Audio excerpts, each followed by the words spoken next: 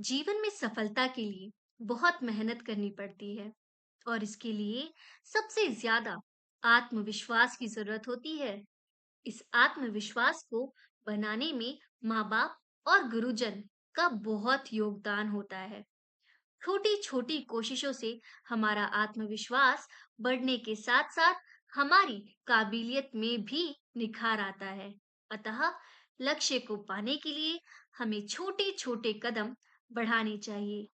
आज आपको इसी से जुड़ी कहानी बाज का शिकार का विस्तार से वर्णन करेंगे।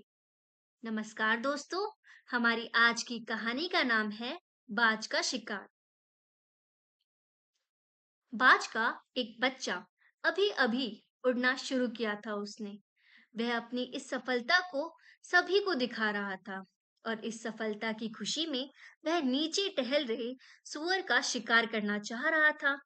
माँ से कहा कि मैं इसका शिकार कर लूं, परंतु माँ ने कहा कि अभी तुम छोटे हो, सुअर का शिकार अभी रहने दो, बल्कि छोटे खरगोश से अपने शिकार की शुरुआत करो। छोटा बाज बहुत ही आज्ञाकारी था। उसने अपनी माँ की बात तुरंत मान ली। बाज ने बड़े कुशलता पूर्वक खरगोश का शिकार किया, जिसे देखकर बाज की माँ बहुत खुश हो गई। खरगोश की शिकार से बाज का आत्मविश्वास बढ़ गया।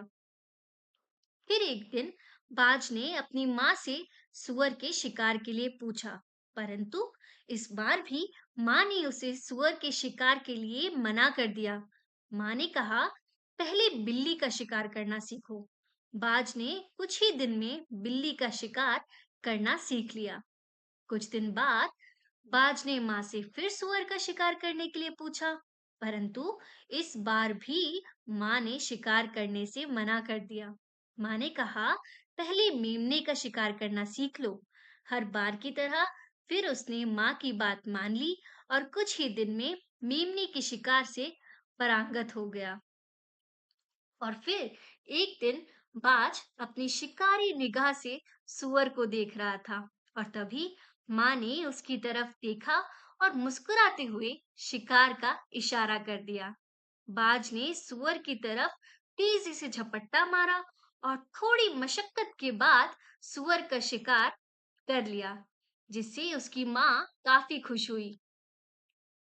सोचिए, अगर माँ ने पहली बार ही उसे सुअर के शिकार के लिए कह दिया होता तो क्या होता। नन्हा बच्चा अगर असफल होता तो उसका आत्मविश्वास टूट जाता और दोबारा शिकार नहीं कर पाता।